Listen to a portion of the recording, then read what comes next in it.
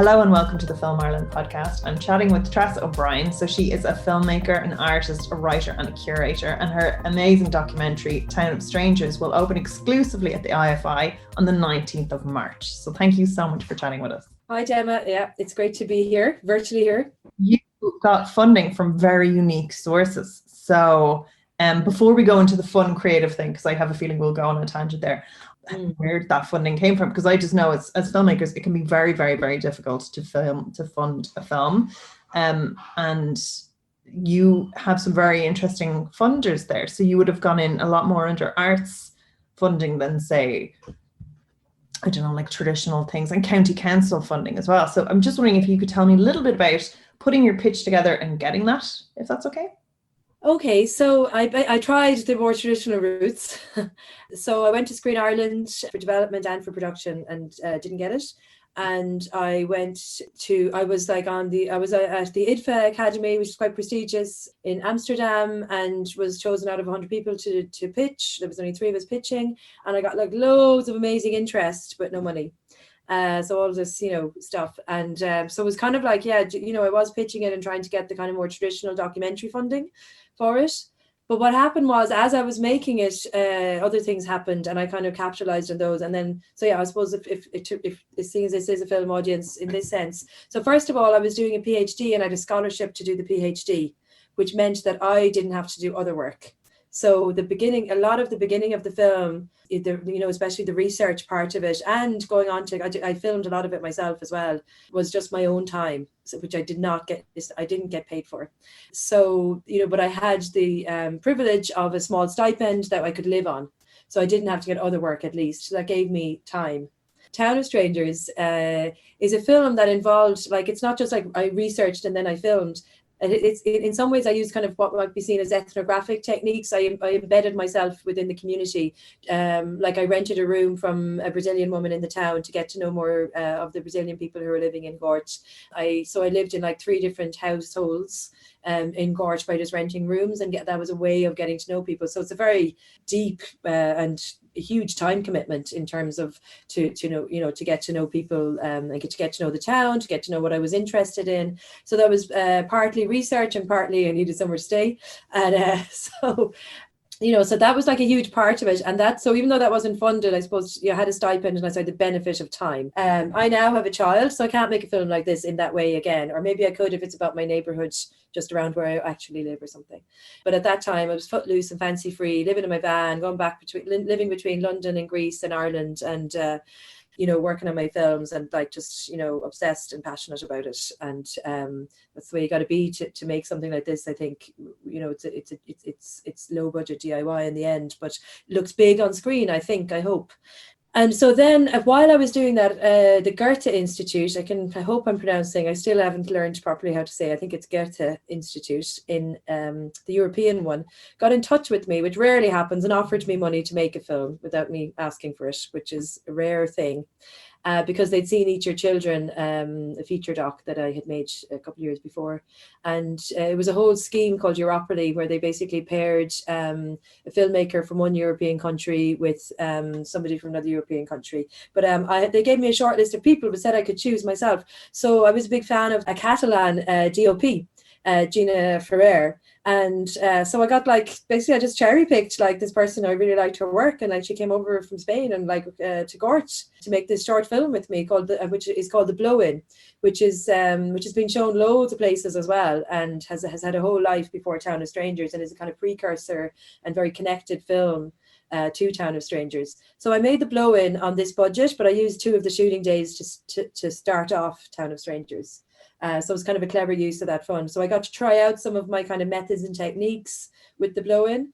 And then I used 2 of the days to start those auditions that are become kind of a centerpiece of Town of Strangers. And then later, when I was going for funding to the Arts Council and other places, I said, here's The Blow-In. I've made this film in Gort already. This is what I did in this film, and this is what I'd like to do in my next film. So I was kind of clever and a bit lucky and a bit clever with that money and that project.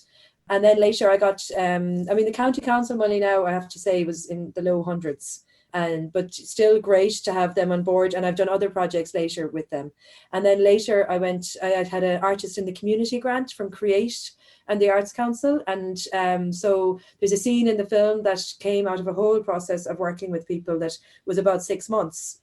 It's like 3 minutes of the film, but it's like we had it was called the Exquisite Gort Migrant Film Project, and that was a whole we had like film screenings and discussions together, and then we did a whole series of workshops based on Augusto Boal's Theatre of the Oppressed, but applying that to filmmaking techniques. And I worked with the fabulous anthropologist Aisha Iman, who had gone through the experience of being a refugee herself from Pakistan.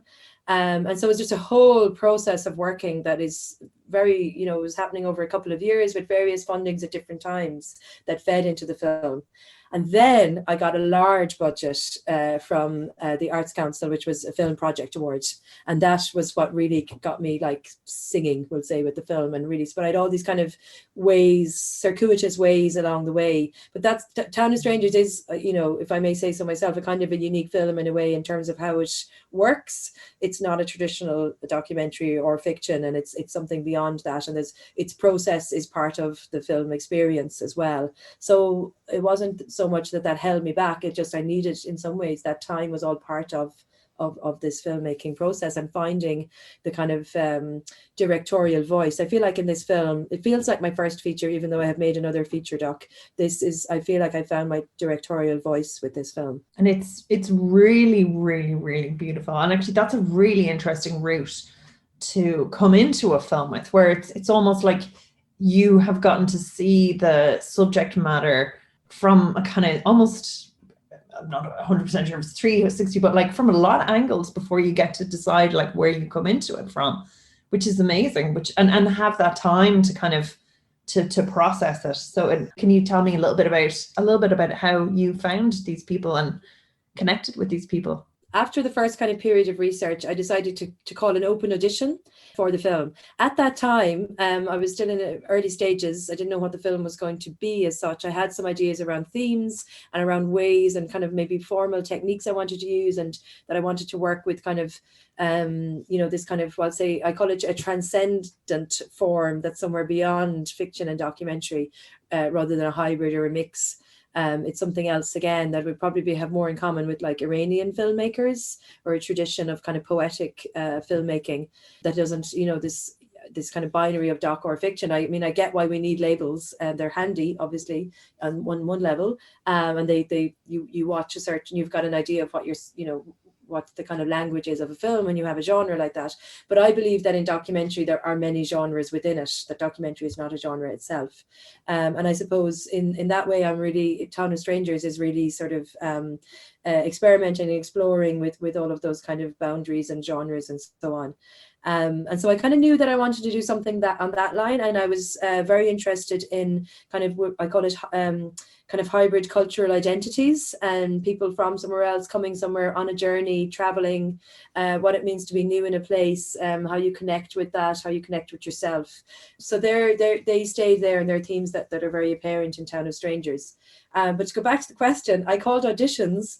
For me, this served two purposes that were conscious, and later on things emerged from it that I never expected. But the things that were conscious, one was very practical. Basically, if you were going to come to an audition, then you obviously wanted to be in a film. I didn't have to go off convincing you, or because a little bit of that had happened. So by the way, Gort has the best charity shops ever. There are at least 4, and I think the 5th one has opened in the last couple of years, charity shops in Gort. And a couple of them offer like tea, coffee and biscuits, and they're like basically like hangout spaces. I mean, this feels so nostalgic now, speaking from lockdown number 22. And but I basically, part of my ethnographic research methods were like eating custard creams and tea in the back of these charity shops, chatting people up, and basically going, hello, that's a lovely blouse, and like trying to get to know people and find out about them and find out about the town. And so I was keeping a diary and all of this stuff, which has also became a kind of a semi-fictionalized part of my PhD, which is another story. And so and then I met some people, and they said, yeah, that sounds so. Everybody was very fascinated. They were interested in it. But then when it came to it, they were like, oh, I don't know if I want to be in a film, and da-da. And the last thing I wanted to do was try to convince anyone or force anyone. That's not my style at all. But then I was like, it was 4 months had gone by, and summer was coming to an end. And I was like, I have nobody for my film. And I was like, well, what if I do auditions? And people could come to the auditions, and something might come of that. And that first of all, they're going to be wanting to be in a film, so there's no problem there. They're going to be like natural performers, hopefully, because they'll want to come along. Also, that particular summer in the Galway Film Lab, one of my very favorite filmmakers, who is an Iranian filmmaker of the kind of tradition I mentioned, Mohsen Makhmalbaf, who made one of my favorite films, which is Salam Cinema, which is a film about a film, but it's basically all auditions. And I went to a masterclass with him as well. So I was really kind of like, okay, these auditions could be, you know, I had a hunch they could be something more than auditions. So I said, we'll definitely film them. And I used that budget that I mentioned earlier to do those auditions. And so those auditions, and I asked for dreams, lies, memories, and gossip. And I put posters up in Portuguese as well as in English, because there's a big Brazilian population in Gort. And I went around in my van with loudspeakers, and this is the opening of the film, where I'm basically saying, you know, people of Gort, there will be an audition in the town hall this Saturday. Please come and tell me your dreams, your lies, your memories, your gossip. People of all ages, genders, and nationalities welcome. No acting experience necessary. I said something along those lines. So this was my call out, and I went around myself and put up the posters, and I would chat to people, and that's how I met Hamid, who's a really important character in this film. And I just put a poster up in his pizzeria and said, "Oh, please come to the audition." And I was really surprised when he showed up, and even more surprised at what he shared with me in the audition space. And so when I did, so that's what I kind of had hunches around when I was calling for the auditions. The day that the auditions happened changed the course of the film. And I think it changed me on a human level without being too dramatic about it. It was a very, very moving experience. You know, around 20 people, we auditioned about 20 people that day in a room in the town hall. There was a sound recorder, production assistant, a DOP, and myself present. So, you know, it was like, it wasn't that intimate compared to if we were at the kitchen table. You know, it was in a theatre, and I used some of the props they'd produced the field the year before, and I used like, it just, you know, it was going to be like a blank space, but I decided in the morning, do you know what, I'm going to put in this, you know, old range and stuff, and like just see how that feels. It just felt intuitive at the time. But people talked about things when I asked them about home and dreams and so on. They told me things. So we started off talking about that, but other things emerged. And I don't really know how that happened. A lot of people have asked me that have seen the film, you know, how come people are so intimate and they share so many things in this space? And it's a little bit of magic, a little bit of alchemy, and a whole lot of somehow trust. But it also taught me something about filmmaking and about the encounter you have with somebody when you're making a film, if it's respectful and true, which I believe it was in that situation. You know, in some ways, the film offered a space to be witnessed. And I think people, even if they wouldn't have consciously thought that, that was felt. And that's what, when I watched over the footage afterwards, that's what I saw in it. I was like, people were using that space to saying, I'm going to tell you this because I want it to be witnessed, and I want my story to be out there. So it's like, it's intimate, but it's not. It's actually, you know, people are owning what they're telling and using that space. They know they're being filmed, you know, not just being filmed, but it's like an audition with, you know, in this kind of pretend set of a kitchen with, you know, 4 people. I was about 3 meters from them because of the camera and the setup and the mics, and there was a boom operator. So it's not like a kitchen table situation. So it's almost like the inverse happened because of that. And I think people use that space because this, you know, in some ways, the people in the film, not everybody, but you know, they might be marginalized by society a lot of the time. So where do their stories get told? And here was a space for them to do that, and they took it. You really, what I think makes this perfect lockdown viewing is there is that sense of healing. Like it's such a powerful and truthful film, and again, it just feels so intimate. Like those moments, because that's kind of, I was, you know, like it felt like you really cut deep to the core. And that's why I was saying as well that it's kind of deceptively simply portrayed, because if you've kind of worked with people and cameras before, you know it's not easy to get that honesty. I don't want to spoil anything, and I don't want to say too much for anyone who's going to watch it, but just like, again, it's really nourishing to watch in a time like this.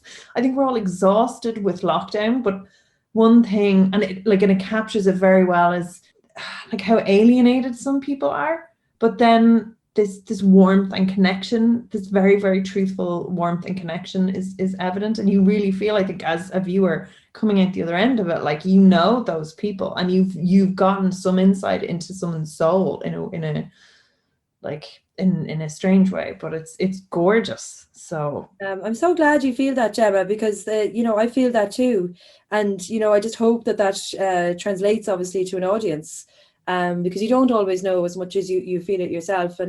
But I suppose continuing on from those auditions, I filmed on and off over 2 years, and so what you see in the film is a tiny snapshot of a relationship. Actually, I mean, when I say a relationship, there's 9 people in the film, including myself. So I became closer to some than others, and so on. But there's like relationships of some sort with everybody in that film, where we're hanging out. We're not filming. So I did a lot of hanging out. I ate fabulous Afghan food, Syrian food, Brazilian food, decent enough Irish food, like just a lot of hanging out, spending time, going for walks, going for coffees, eating together.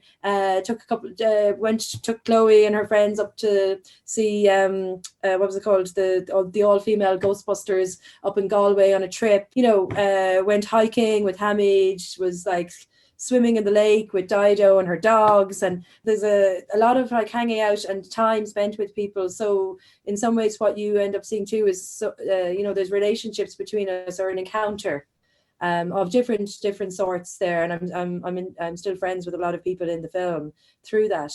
And that's not that usual, I suppose, in filmmaking, to have that level of connection.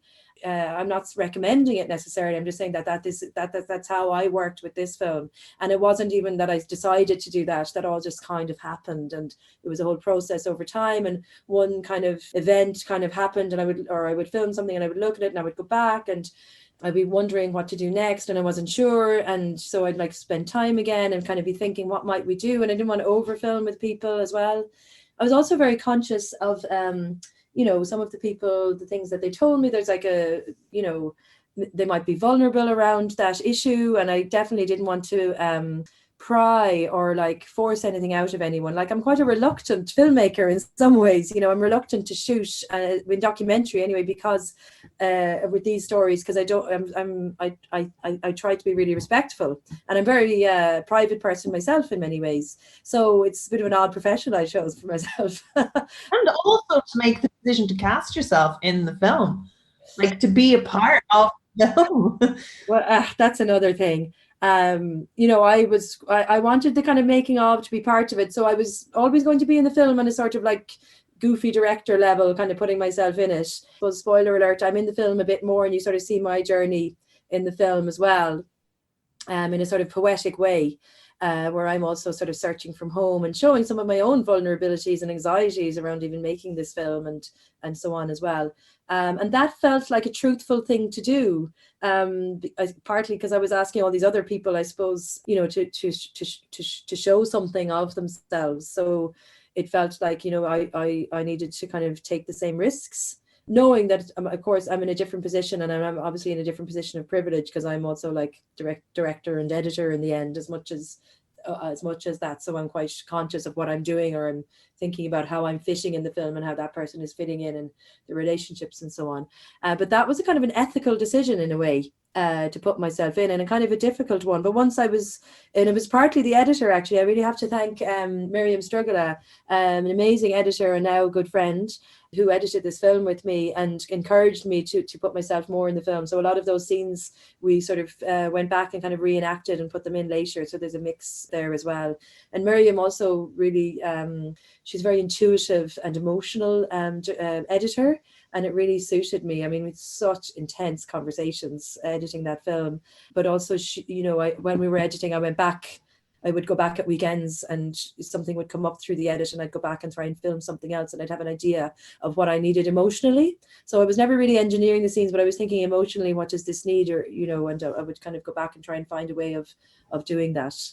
And so really in-depth an immersive editing process, because I often think that, especially with documentary, the edit is as much the film as well. Like it's as much a part of that, the kind of heartbeat. Like sometimes, people have their shot list, but like really the editing is where thing is kind of built in a weird way. So you were shooting it as you were continuously editing.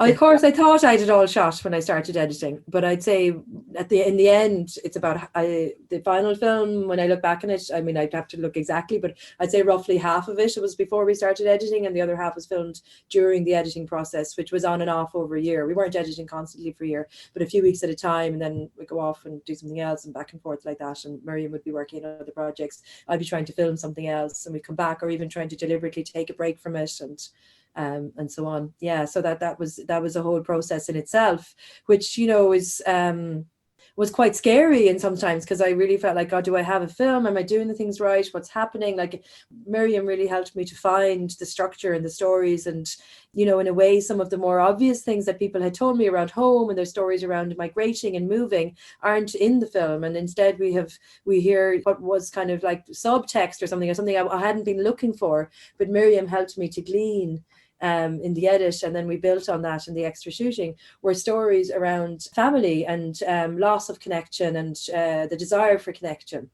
And I think that's what makes the film so human. And I hope instead of kind of like saying, oh, those poor people or something, there's actually a sense of, I'm like that. I know, I see that in myself.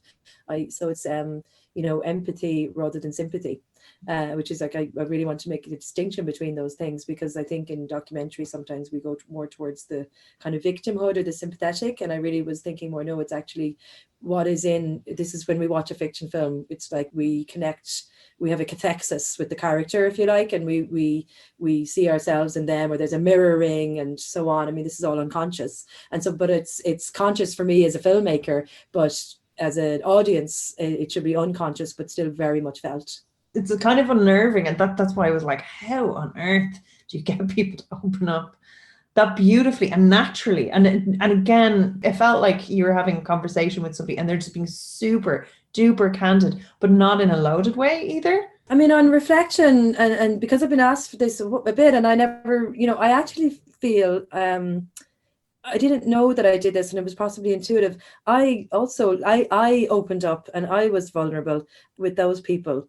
And I think there was a relationship there that we're on a par, and that changed maybe the dynamic somewhat.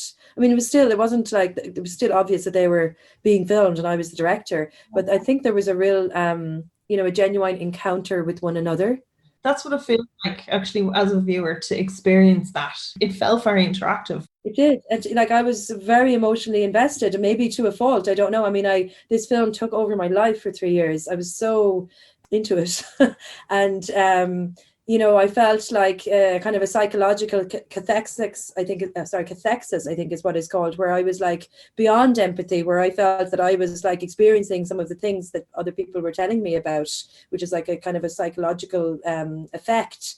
And I felt that at times, and that's, you know, that was kind of a, you know, it's a vulnerable place to go in case you don't come out of it. I did. But, you know, and I was exhausted sometimes from it. And it was just, I was very emotionally and psychologically invested in it as well.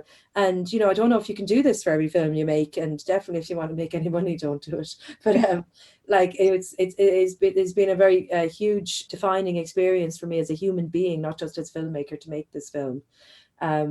And in the film itself, then I try to express that poetically. So I do things like, so, you know, for example, Ilham, she talks about missing having coffee with her mother, who's in Turkey and she's in Ireland. She's a Syrian refugee, and they talk on the phone, and the mother says, oh, I'll try and come to Ireland and I'll make you coffee. And she's drinking coffee. And then you see a scene with me in my van trying to make coffee, and I boil it over and so on. But I'm trying to like make little connections there. And Hamid is doing his washing, and then I'm later doing my washing in like a port washing machine thing, you know, there's one at petrol stations. And so there's kind of like echoes of that I try to poetically convey, and with using cinematic language that are ways of conveying my feelings, my emotional feelings, I suppose, through making this film. So it has screened now at a number of festivals. So Flying Broom in Turkey, Docs, Ireland, Belfast, Galway Film Flat, and the Cork International Film Flat. Were any of those in person? Did you get to watch it with people? Yes, thank God I have. Thank goddesses. I have, yeah, and they've been really powerful experience. And again, it's like, you know, without laboring the point, they've been like really special experiences too, you know, where it's like we're all going through this journey together, watching it. I mean, to various levels. And because I suppose when I say that, I'm thinking of, we had 2 community screenings in Gort, one in like the local hotel and one with like Gort Vibes Cinema Club back in the town hall where the auditions first happened. And they were really special screenings, you know, whereas like and you know, where you feel a whole community taking on this film as part of their identity and the work they have to do and that they want to do, and such interesting discussions afterwards, and really, you know, sitting in a room with people. I mean, I'm very passionate about this anyway. Cinema for me is my football.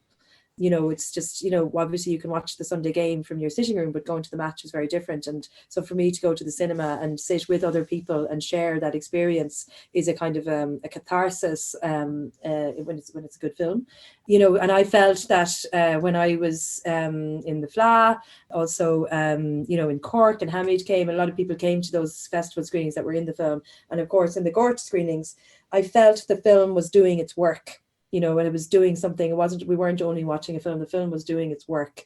And I won't say what that is because it's probably it's a bit mystical, and also I don't want to be too leading, but I really feel it's doing its work. And I don't know how that will translate to online screenings or how people will watch it, and I won't be sitting there with them and, you know, trying to feel the vibe. So it's going to be really odd in that sense. Lovely emotional moments in it. It would be really disappointing to miss those, to feel the audience reacting to them. Like, and they're just such nice little warm arcs. Like, it would be a shame. So I'm delighted that you did get to really experience it, because there's nothing like being in a space and feeling that kind of mass shift of emotion. It's really powerful. Yeah, you can feel it. It's just, you're right. It's like if you could measure it all with the measuring emotional stick or whatever, you know, but you can feel it. It's amazing, like how we affect one another. And I have no scientific basis or anything for this, but I hope that people listening to this kind of know what I mean. You may have felt it at certain moments. It would maybe it's not cinema, but this kind of collective feeling, and there's something rippling through a group, you know. Something we miss so much in lockdown, isn't it? You know, I suppose even in a festival where you're all, you know, you all start dancing to the same beat or whatever it is, you know. And there's something about that and so it's not just the cinema. I'm sure, like I'm theatre goers and going to gigs and all this. These are, as well as football, these are places. But I think the cinema is a place as well where we're, and the cinema is a place where I suppose it's on a psychological level. You're all sitting in the dark, kind of dark, being, you know, the light is coming from the film itself, you know. So it's kind of a very specific kind of experience where you're sort of alone and not alone. Together alone, I suppose, and in the film has that kind of together alone feeling, I guess, with the kind of themes of kind of loneliness and reaching out for community that are in it. I also wanted to ask you about your aesthetic as well in it, because that's something that's very, very striking. Like at times it almost, the way it's framed, the way it's structured, it has that kind of almost Wes Anderson-y feel. Like it's beautifully up there on screen. And how did you decide upon that going into it? Did you have, like, would you put together a mood board? Would you have big discussions with your DOP before you go in? What would be your kind of prep for that? Yeah, so I would draw pictures in my notebook. I would take pictures, take photos. I try out little things. Like, I'm very hands-on. I like filming myself and quite DIY as well. I watched a load of films as well and was like, I like this, I like that, and so on. So I really would be very thoughtful. And then, yeah, I would also have a conversation with the DOP. And the reason I was attracted to Gina Ferrer's work was I liked her aesthetic. But what the aesthetic in Town of Strangers is neither hers nor mine, but something that, you know, is something we came up with together, you know. But she was very influential in that. But I would definitely, have a more sort of tableau or flatter style, if flat is the right word, is in. She was much more what might be like more the kind of art house European cinema, kind of, you know, huge pull focus, depth of field kind of shots, whereas I'm kind of more like, because I know this is sound and I'm gesturing madly with my hands now, like how can I describe this in sound? A more sort of I say tableau style, where people are sort of presented in a more full frontal or profile, if you like. So you see like the close-up of their face, and it's like from the front. It's not a 3/4, which is the more European style, I suppose. Traditional, we'll say. Traditional art house, if such a thing can be said. That's not an oxymoron. But I hope people know what I mean there. But there is this, it's very thought through in that sense, yes. In fact, actually, I had the original idea for the film was that all the auditions were going to be 4:3 and all the dream scenes were going to be CinemaScope, and that the film would be mixed in between the two. But that wasn't, so when we filmed, we actually had tape on the camera to do that. I've forgotten that. But it didn't quite work in the edit the way that we wanted. And plus the film also, because it became such a process-based film, it wasn't just auditions and it wasn't as clean as that in the end. It became like much more of this kind of film about making of the film and all of these other things. So I didn't want to, I could have then, it would have become like a 69-bit as well, which would have separated those things too much rather than making it a little more, in a way when you watch the film, even though you can kind of tell which is which, obviously there is a sense that they're blending into one another and, interwoven, we'll say, rather than just placed side by side. Another thing is the music. So when you're in the edit space, so much, right? And the film is kind of taking shape and you're filming at the same time. When is it that you, I know you, was it a lady called Irene did the soundtrack? So the soundtrack to Town of Strangers, some of it was planned and some of it came about through the filming and getting to know the characters. So from earlier on in the process, when I applied to the Arts Council, I asked as part of my budget to commission new music from Irene Buckley, who had given me music for my last film, Eat Your Children. And I love her music, which is, very, very cinematic, like these very ethereal, dreamy soundscapes that were, I knew would really suit this kind of these dream scenes of my film. And so they're in the film and they really tie together the kind of like soundscape of the whole film. So there's a real kind of, they come and go throughout the film and give it that sense of togetherness, if you like. And then each character, as I said, is so subjective. As I was filming, things happened that involved music, either diegetically within the frame or an association with somebody through something they told me about or something that they liked or something that I felt suited their personality. Sort of started to happen, and then I got attached to those pieces, and you had to fight for them with the co-producer, and won most of them anyway. And so there are things like there's an Afghan pop song, for example, that Hamid is dancing around his flat to, and there's a which just had to be that one. Like Irene can't go off and make like a cheesy Afghan pop song. That's not her thing. She does her thing very well.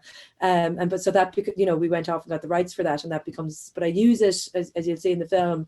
It's used diegetically, but then you go on to another scene where it's used in a different way, and it becomes almost like a loud sort of interruption in Hamid's head that he can't get rid of, whereas it starts out with this kind of more fun dancing scene.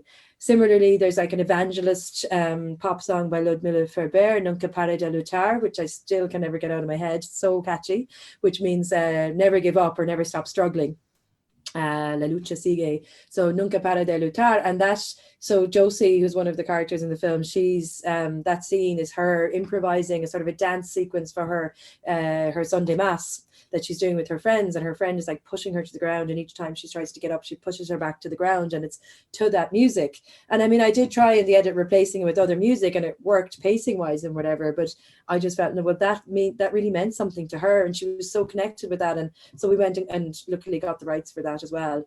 And yeah, so I won't go through all of them, but there's quite a few different musical types there. Maybe I'll talk about a couple more if there's time. Yeah, please do. It's very, very interesting. To give them their dues, I suppose, because I really want to talk about Leon Holmes, who's from Gort, and he made his very first ever rap song, makes his debut.